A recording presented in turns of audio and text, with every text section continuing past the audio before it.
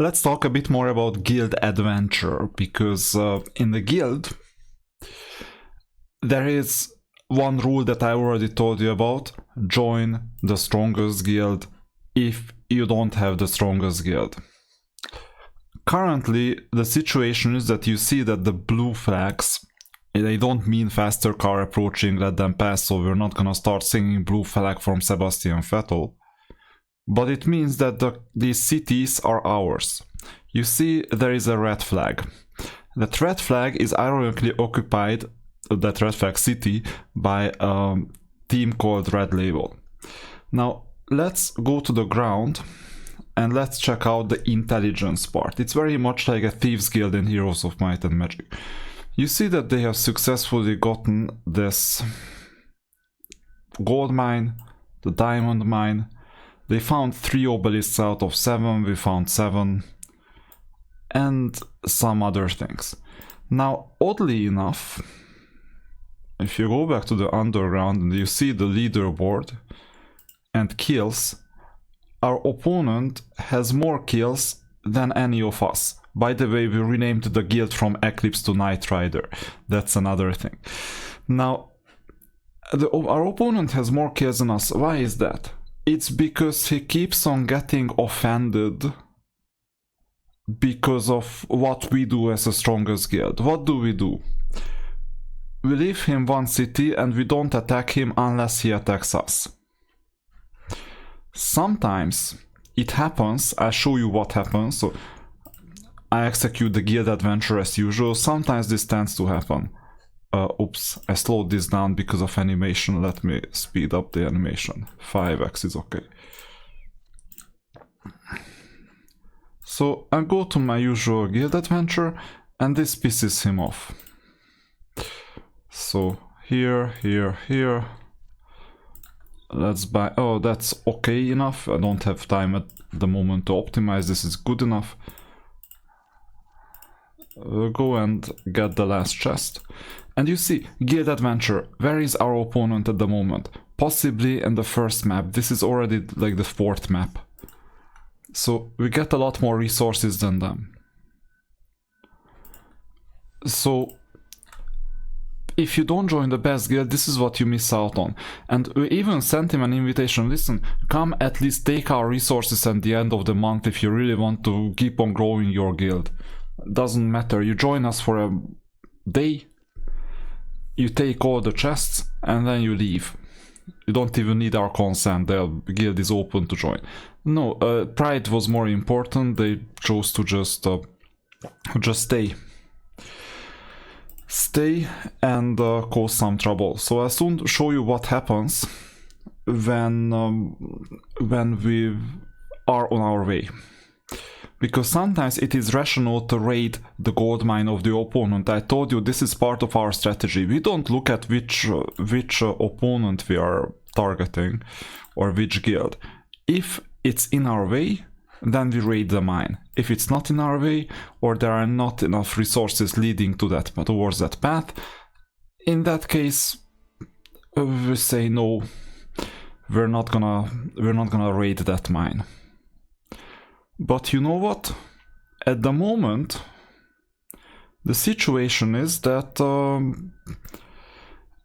because of the clash that is happening between the guilds on week 30 something already, week 33,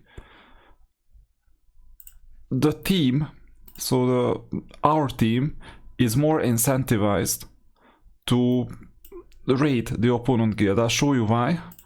So there is the guild chat. Marcus said, if you want to raid, let's raid Red Diamond Mine. Go ahead for today. We need to put pressure on to end this rebellion. So this is like a rebellion.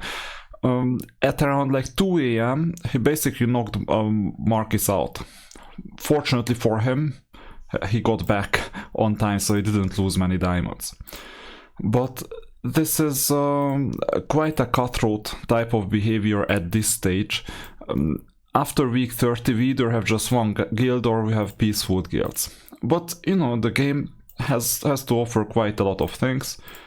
So it is possible that there is a fight between guilds. Now let's pretend that CoolKale122 is Red Label, so the guild that we're competing with. And you see that there is a clear path towards the mine, assuming that we go this way, like down and up, up, up. So let me do this.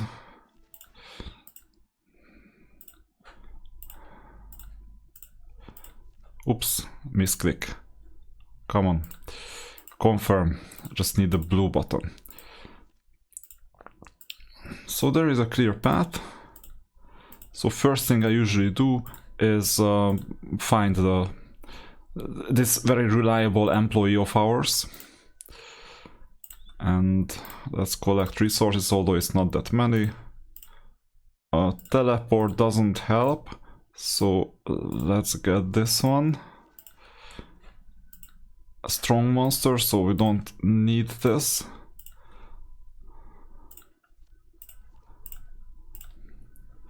So what we do is we try to pave our path towards the mine.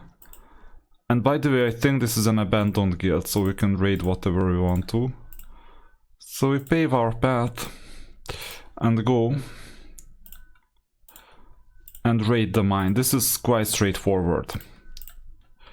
Still have 3 kills. Oh, and no one wants to give us more units. Anyway, I won't even try. And of course, this is when we get a smart monster or a other monster. So we go here, and sure enough, we raid. And it's done. We got 20 diamonds. It's rational to do this on any day.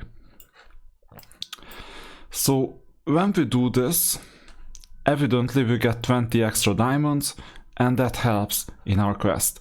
But when the opponent raids us, we get an email saying, so this is game mechanics so that people purchase more, real money stuff.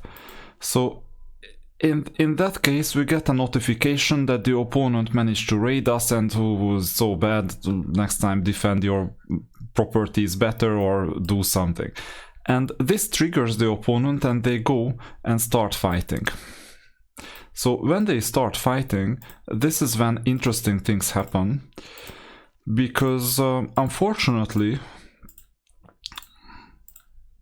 if the opponent guild takes it personal, this prevents them from joining us even more.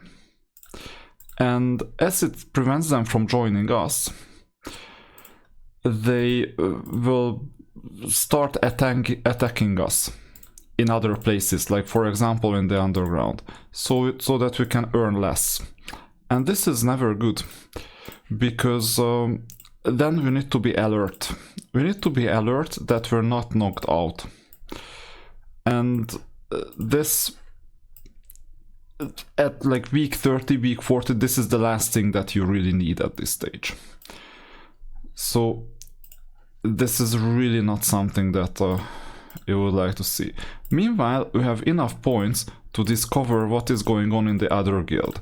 So I get these, and even though we don't have any teleports more, unfortunately, we still have an option to go and check out what is in the other guild.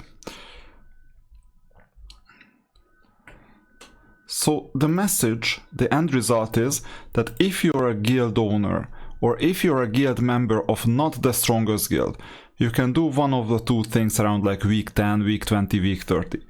Either join the strongest guild, which is determined by network effect. We may talk about how to engineer network effect artificially on day one of the server, but if you cannot get the network effect in your favor, in that case that ship has already sailed.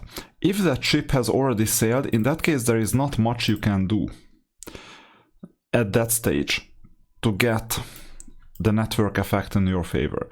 There is absolutely not much you can do. So in that case, the only thing you can do is either join the strongest guild or settle for less resources. This includes less gold, this includes earned in the underground, this includes getting raided, because there is competition between guilds. This includes developing infrastructure, because remember, here, this guild miracle, you get less cubes to develop because the strongest guild defeats more bosses.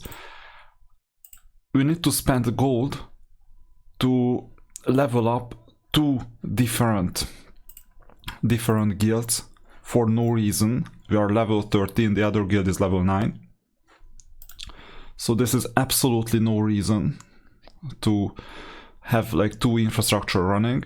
You get access to less mercenaries that are meant to be updated from time to time, so maybe I'll need to, by the way, update these units from time to time yourself as well. This is other guild members, thank you for that, because this is well, it's not mandatory, but your guildmates are helped. For example, sometimes they need to fight you, and when they fight you, it's better for them if they can use your own units against you, like fight you in the campaign, for example. But anyway, running 2 infrastructure is not good. And then you see that basically this is where he is at the moment, and well, he's like next to the tunnel.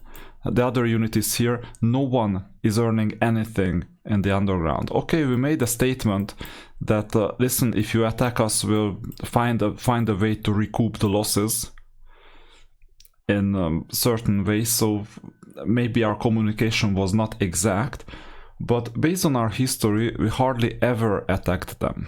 We hardly ever did like anything malicious. It's just when we're attacked, in that case, so be it. And if we invest our movement points, which we have a right to go all the way up here and raid this mine, which I won't do today because it would cost me 50 diamonds to get there, then that's a potential casualty that the other team has to live with.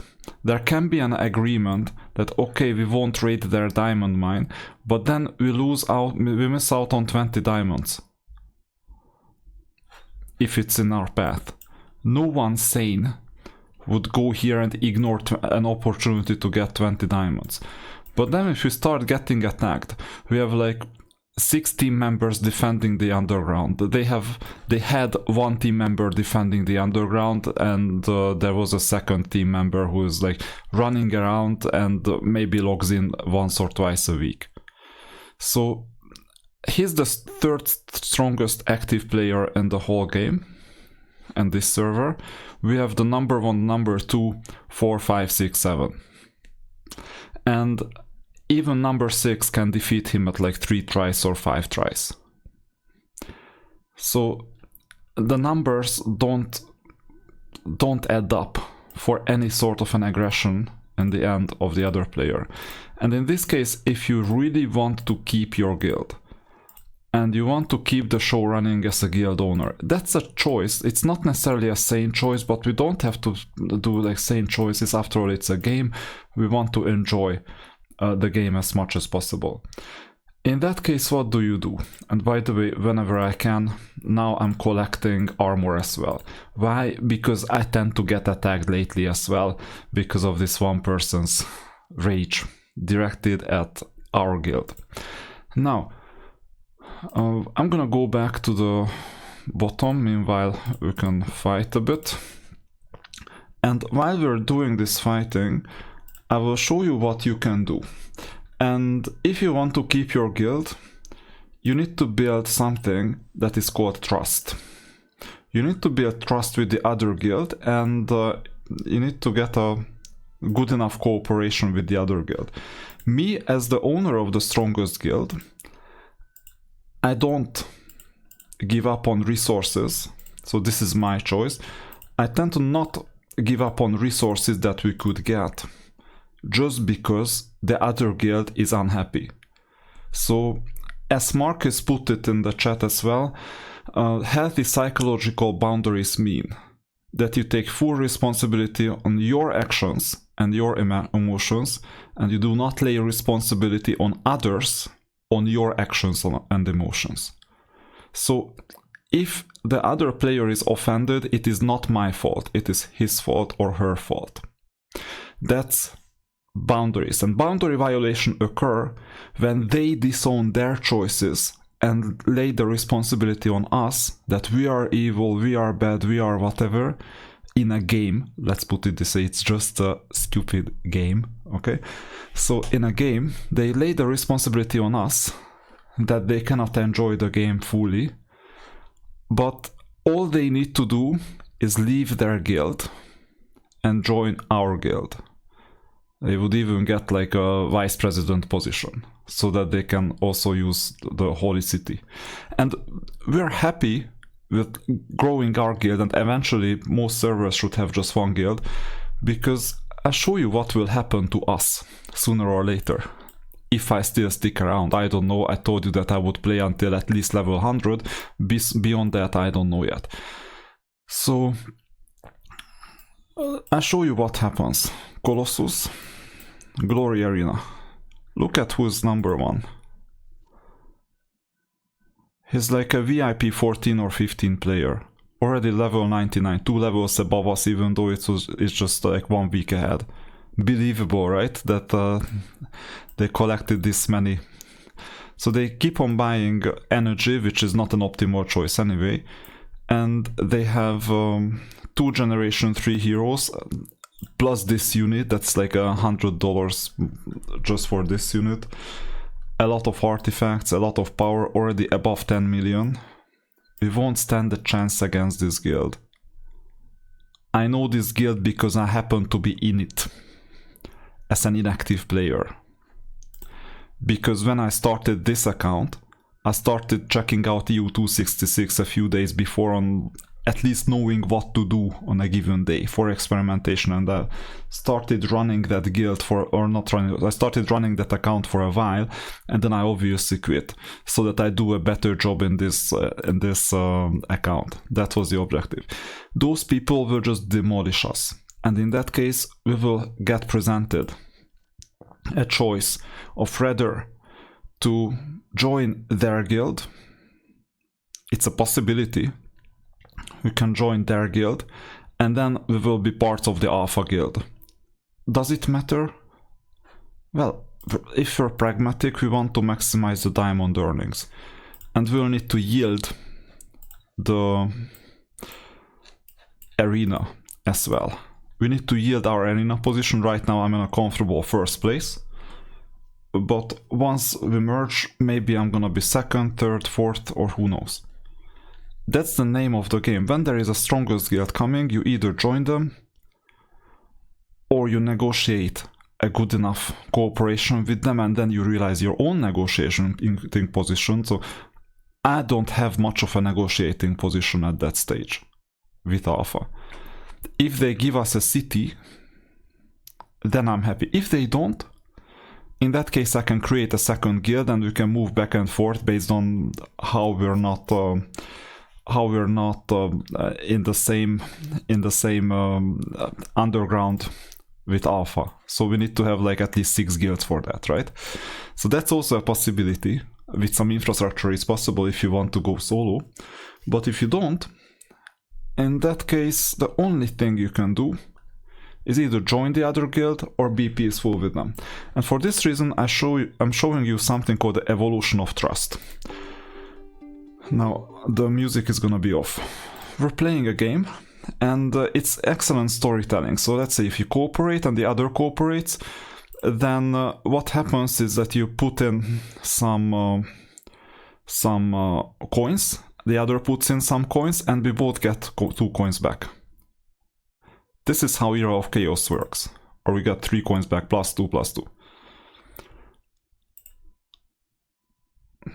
This is a reciprocator. Let's do it one more time. And obviously you can also cheat them, and then you get more coins back. But from then onwards the other player will know what is going on. Now this is a cheater. So if you try to cooperate with them, and this is what the other guild is. Let's say you try to cooperate. Why would you do that? The other gets all the benefits and you don't. It's obviously selfish. So from then onwards, what happens? We cheat, then we cheat, and this goes on and on and on forever. How much do we earn? Nothing. This is the case of running two separate guilds. This is a very interesting trust-based simulation that gets a lot more complicated later. I highly recommend completing it fully, ncase.me/trust. This is an excellent simulation. You'll understand a lot about the game. And that's when you'll understand that the best thing you can do is to join the strongest guild. No emotions, no attached to guild. I've given up a guild already at Traders. It's still there somewhere. I'm ready to give up this guild as well, if there is a stronger guild, because I want to level up faster. That's the end result. If you want to take pride in owning your own guild, in that case, develop trust with the other guild owner and just live next to each other peacefully.